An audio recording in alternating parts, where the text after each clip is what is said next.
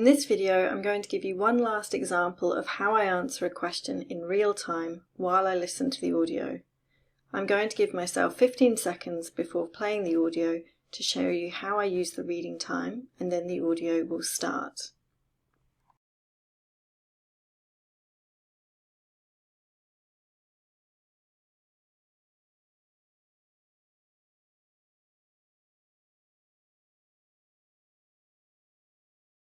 But clinicians have other concerns, especially around safety issues, don't they? Well, yes.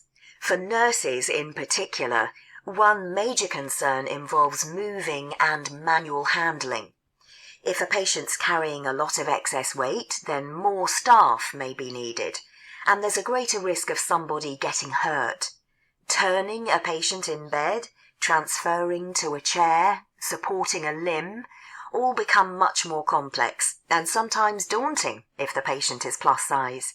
Clearly, what's needed is a risk assessment, and information sharing is central to that. Being able to map out the patient journey and anticipate needs helps us provide the best care.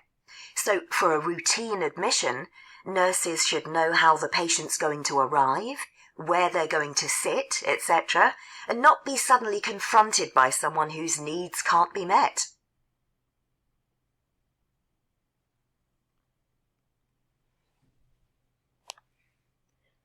I chose B for my answer to question 41.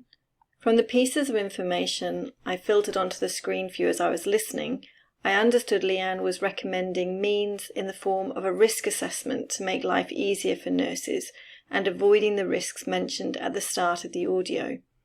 Risk assessment is a good match for principles to apply, and she gives examples of how this will minimise issues. There is no mention of current training or whether it needs to be improved, and although she says more staff may be needed to assist with a plus-size patient, this isn't the point she's trying to make.